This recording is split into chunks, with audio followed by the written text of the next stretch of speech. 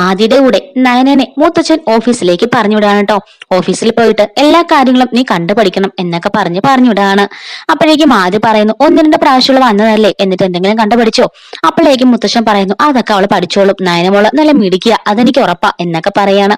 അപ്പൊ ആദ്യ പറഞ്ഞു, എല്ലാവരോടും പറഞ്ഞ് അവളെ ഇപ്പൊ തലയേക്കിട്ട് വെച്ചിരിക്കുക, അവളുടെ വിചാരം അവളാണ് ഈ അനന്തപുരിയിലെ മഹാറാണി എന്ന. അപ്പോഴേക്കും മുത്തശ്ശൻ പറഞ്ഞു, അതിനെന്താ സംശയം, മൂത്ത മരുമകളായ അവള് തന്നെയാ മഹാറാണി എന്ന് പറയാൻ കേട്ടോ. നവ്യയുടെയൊക്കെ വിവാഹം കഴിഞ്ഞതിന് ശേഷമാണ് ഈ ഒരു സംഭവം. ഇത് കേൾക്കുന്ന നവ്യക്കാണല്ലേ ഒട്ടും സഹിക്കുന്നില്ല. നവ്യ ആകെപ്പാടെ കലിപ്പിച്ച് നിൽക്കുകയാണ്. ശേഷം ആദ്യയുടെ കൂടെ കാറിൽ കയറി നയന ഓഫീസിലേക്ക് പോവാണ് കേട്ടോ ചെയ്യുന്നത്. രാവിലെ തന്നെ പോവാണ്. അങ്ങനെ അവർ രണ്ടുപേരും ഓഫീസിലേക്ക് എത്തുന്നു. ഓഫീസിൽ നിന്ന് കുറെ വർക്കൊക്കെ ചെയ്യാനട്ടോ. അങ്ങനെ ഉച്ചയാകുമ്പോഴേക്കും ആദ്യ ഫുഡൊക്കെ കഴിച്ചിട്ടായിരുന്നു വന്നിട്ടുണ്ടായിരുന്നത്. നയനെ പറയാണ്, എനിക്ക് നന്നായിട്ട് വിശക്കുന്നുണ്ട്. അപ്പൊ ആദ്യ പറയുന്നു, സമയം 12 മണിയല്ലേ ആയുള്ളൂ, 1 മണിയാകുമ്പോൾ ഫുഡ് എത്തും, അപ്പൊ കഴിക്കാം. ആദ്യ നയനെ പറയുന്നു, ഇല്ല, എനിക്ക് നന്നായിട്ട് വിശക്കുന്നുണ്ട്, രാവിലെ ഞാൻ കാപ്പിയൊന്നും കുടിച്ചില്ല. അപ്പോഴേക്കും ആദ്യ ചോദിക്കാണ്, ഒരുങ്ങിക്കെട്ടി ഇറങ്ങിയപ്പം അതൊന്നും ഓർത്തില്ലായിരുന്നോ? മര്യാദയ്ക്ക് കാപ്പി കുടിച്ചിട്ട് വന്നാൽ പോരായിരുന്നോ? ഈ മേക്കപ്പിന്റെ ഇടയ്ക്ക് അതൊന്നും ഓർക്കില്ല എന്ന് ചോദിച്ചപ്പോഴേക്കും നയനെ പറയാണ്, വരുമെന്നുള്ള കാര്യം ഞാൻ ഓർത്തില്ലല്ലോ, ഞാൻ കാപ്പി കുടിക്കാൻ നിന്ന സമയത്ത് ആ മുത്തശ്ശൻ എന്നോട് പോയിക്കോളാൻ പറഞ്ഞത്, അതുകൊണ്ടാണ് ഞാൻ പെട്ടെന്ന് ഇങ്ങോട്ടേക്ക് വന്നത്, കാപ്പി കുടിക്കാൻ നിന്ന് താമസിക്കും ഉള്ളത് കൊണ്ട്. അപ്പോഴേക്കും ആദ്യം പറയാണ്, അതുകൊണ്ടൊന്നുമല്ല, കേട്ട പാതി കേൾക്കാത്ത പാതി ഇറങ്ങി ഓടുകയല്ലായിരുന്നോ എന്നൊക്കെ ആദ്യം ചോദിക്കുന്നുണ്ട്. അങ്ങനെ ആദ്യം പറയണ, ഇപ്പൊ ഇനി എന്ത് ചെയ്യാനാ? ഓക്കെ, ഞാൻ വല്ല ഫുഡ് ഡെലിവറിയിലും വിളിച്ച് പറയാം, അവര് കൊണ്ട് തരുമെന്ന് പറയുമ്പോൾ നയന ചോദിക്കാണ്, ഇവിടെ നിന്ന് അങ്ങനെ കഴിക്കുന്നേ, നമുക്കൊന്ന് പുറത്തോട്ടൊക്കെ പോയിട്ട് വരത്തില്ലേ, ഈ രാവിലെ വന്ന് കയറുന്നില്ലേ ഓഫീസിനുള്ളില്? അപ്പോഴേക്കും ആദ്യം പറയുന്നു, എനിക്കിതൊക്കെ ശീലമാണ്, നിനക്കൊന്ന് ശീലമാക്കണമെന്നല്ലേ മുത്തശ്ശൻ പറഞ്ഞു വിട്ടത്, അതൊക്കെ മറന്നുപോയെന്ന് ചോദിക്കുകയാണ്. നയന പറഞ്ഞു, എങ്കിലും നമുക്കൊരു റിലാക്സേഷൻ ഒക്കെ വേണ്ടേ, വാ ആദ്യമായിട്ടാന്ന് പറയാണ്. ശല്യം വന്നപ്പോഴേ ഞാൻ ഓർത്തു എന്നെ കൊണ്ട് എന്തെങ്കിലുമൊക്കെ ബഹളം വെപ്പിക്കുമെന്ന്. അങ്ങനെ നയനേനെയും കൂട്ടിക്കൊണ്ട് നേരെ ഒരു ഹോട്ടലിലേക്ക് പോവാണ്. അപ്പം ആ നയനെ പറഞ്ഞു, അയ്യോ ഇതൊന്നും വേണ്ട, ഇതൊക്കെ 5 സ്റ്റാർ ഹോട്ടലല്ലേ, ഭയങ്കര പൈസയാവും, ഏതെങ്കിലും സാധാരണ തട്ടുകടയിലേക്ക് പോയാൽ മതി. അപ്പോഴേക്കും ആദ്യം പറഞ്ഞു, അവിടെ നിന്ന്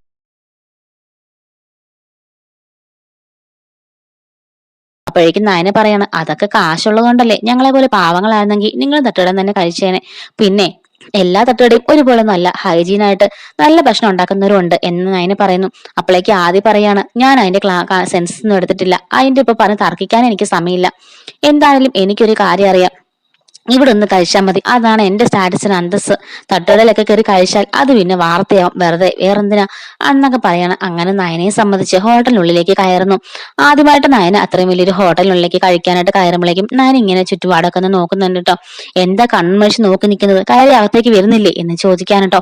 അപ്പോഴേക്കും നയന അകത്തേക്ക് ചെല്ലുന്നു. അങ്ങനെ അവിടെ ചെന്നതിന് ശേഷം നയന ചോദിക്കുകയാണ്, ഊണുണ്ടോന്ന്. അപ്പോഴേക്കും ആദ്യം പറയുന്നു, അതെ ഇവിടെ ഊണൊന്നും കിട്ടില്ല, ചൈനീസ് ആൻഡ് വെസ്റ്റേൺ ഫുഡൊക്കെ കിട്ടുള്ളൂ. അജി എനിക്കതൊന്നും ഇഷ്ടമില്ല, എനിക്കതൊന്നും വേണ്ട. അല്ല സ്പെഷ്യൽ മീൽസ് ഒന്നും കിട്ടിയില്ലേ എന്നിങ്ങനെ നയനെ ചോദിക്കുമ്പോൾ ആ ഒരു റെസ്റ്റോറന്റിൽ അവർ പറയാണ്, ഇല്ല മാഡം അങ്ങനത്തെ ഫുഡൊന്നും ഇല്ല എന്നും പറഞ്ഞിട്ട് കുറച്ച് കോസ്റ്റ്ലി ആയിട്ടുള്ള വെസ്റ്റേൺ ഫുഡ് എടുത്തോണ്ട് കൊടുക്കുകയാണ്. നയനെ ചോദിക്കാണ്, ഇതൊക്കെ എങ്ങനെ കഴിക്കാന്ന് ചോദിക്കുമ്പോൾ, ഞങ്ങളെല്ലാം കഴിക്കുന്നില്ലേ, അതുപോലെ ഞാൻ കഴിച്ചാൽ മതി. അല്ല ആദ്യമായിട്ടും കഴിക്കുന്നില്ലേ? അപ്പൊ ആദ്യം പറയണ, ഞാൻ അങ്ങനെ ഹോട്ടലിൽ നിന്ന് മിക്കവാറും കഴിക്കാറില്ല, അത്യാവശ്യം സാഹചര്യം ഉണ്ടെങ്കിൽ മാത്രമേ കഴിക്കാറുള്ളൂ, ഇപ്പൊ എനിക്ക് വിശപ്പില്ല, ഞാൻ രാവിലെ കാപ്പി കുടിച്ചിട്ട് ഇറങ്ങിയത്, ഇപ്പൊ ഉച്ചയ്ക്ക് കൊണ്ടുവന്ന ഭക്ഷണം ഞാൻ അവിടെ പോയിരുന്ന് കഴിച്ചോളാം, എനിക്കതാ ശീലം എന്ന് പറയാൻ കേട്ടോ. നയന് പറയുന്നു, ഒരാളെ നോക്കി നിർത്തിക്കൊണ്ട് ഞാൻ എങ്ങനെ കഴിക്കുക? അപ്പൊ ആദ്യം പറഞ്ഞു, ഞാൻ എന്തായാലും നിന്നെ കൊതുവിടാനൊന്നും പോകുന്നില്ല, അതുകൊണ്ട് മര്യാദയ്ക്ക് ഇരുന്ന് കഴിക്കാൻ നോക്ക് എന്ന് പറയാൻ കേട്ടോ. നയന എങ്കിലും ശരി എന്നും പറഞ്ഞിട്ട് നയന ആ ഫുഡൊക്കെ കഴിക്കുകയാണ്. നയന ഫുഡൊക്കെ കഴിച്ചു കഴിഞ്ഞിട്ട് സമാധാനമായി, ഇപ്പോഴാവുന്ന വയറ് നിറഞ്ഞത് എന്നും പറയുന്നു. അങ്ങനെ ആദ്യം പറയാണ്, സമാധാനമായല്ലോ, എങ്കിൽ വാ പോവാം എന്ന് പറഞ്ഞിട്ട്.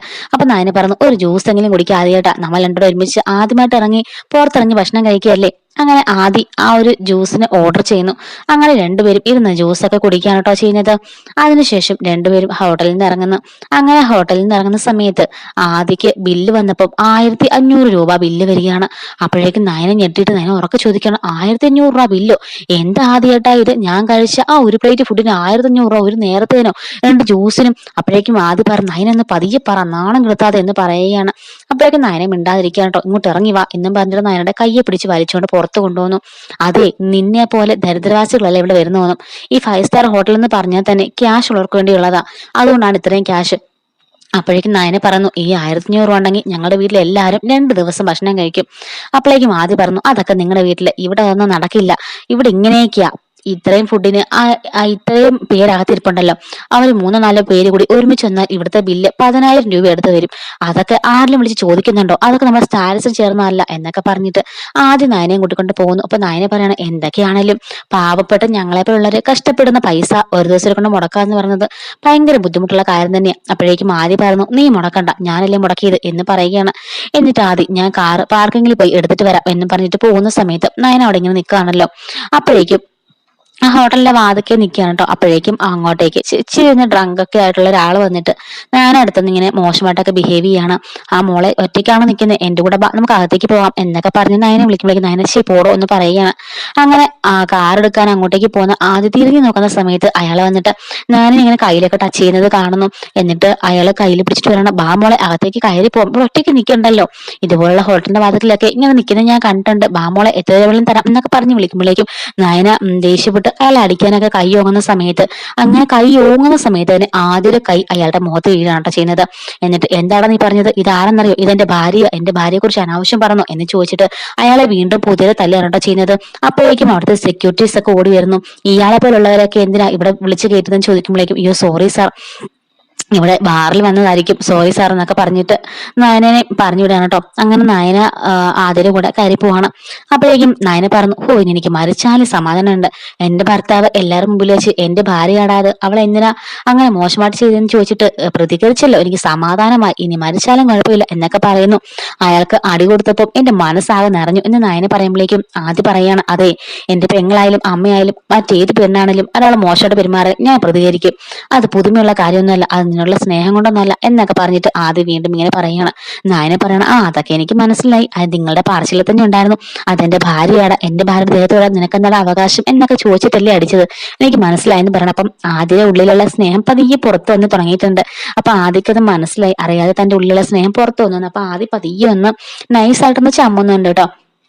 അങ്ങനെ ആദ്യം നയനയും കൂടെ കൂടിയിട്ട് ഹോട്ടലിൽ നിന്ന് തിരിച്ച് വരികയാണ്. അപ്പൊ ഒരു ഹോട്ടലിൽ തിരിച്ച് കാറിന് ഇങ്ങനെ ആ ഒരു ഹോട്ടലിൽ നിന്ന് ഇങ്ങനെ ഇറങ്ങി പോകുന്ന കാഴ്ചയൊക്കെ നന്ദു കാണുന്നുണ്ടായിരുന്നു.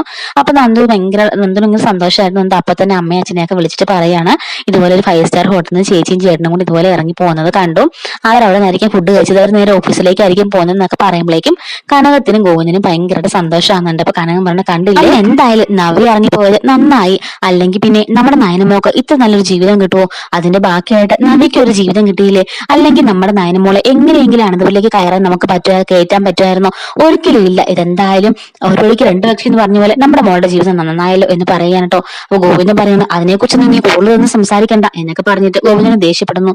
ദേഷ്യപ്പെടാതെ ഞാൻ പറഞ്ഞത് കാര്യമല്ലേ എന്ന് ചോദിക്കുകയാണ്. എന്റെ നന്ദമോളെയും കൂടി ഇനി എങ്ങനെയില്ലേ അനന്തപുരിയിലേക്ക് കയറ്റണം എന്ന് പറയുമ്പോഴേക്കും ഗോവിന്ദൻ, ഓഹോ നിനക്കപ്പോ ഇനി അതും കൂടി ഉണ്ട് ചിന്ത, മര്യാദയ്ക്ക് മിണ്ടാതെ അവിടെ ഇരുന്നോ, എന്തായാലും നയനമോളെ അവിടെ വേറെ ആർക്കും ഇഷ്ടമില്ല, ആ മുത്തശ്ശനും മുത്തശ്ശിക്കും ആ ചെറിയമ്മയ്ക്ക് മാത്രമേ ഇഷ്ടമുള്ളൂ, അത് ഓർമ്മ വേണം എന്നൊക്കെ പറഞ്ഞിട്ട് ഗോവിന്ദൻ ദേഷ്യപ്പെട്ട് എഴുന്നേറ്റ് പോട്ടെ ചെയ്യുന്നത്. അപ്പോഴേക്കും കനകം പറയാണ്, എന്തൊക്കെ ആരൊക്കെ പറഞ്ഞാലും എന്റെ 3ാമത്തെ മോളെ കൂടി ഞാൻ അനന്തപുരിയിലേക്ക് കയറ്റും എന്ന് തന്നെ ഇങ്ങനെ ശബ്ദം എടുക്കുകയാണ് കേട്ടോ ചെയ്യുന്നത്. അങ്ങനെ ആദ്യം തന്നെ കൂടെ സന്തോഷമായിട്ട് ഓഫീസിലേക്ക് കയറി പോകുന്നുണ്ട്, തിരിച്ചതായിട്ട് വീട്ടിലേക്ക് പോകുന്നുണ്ട്.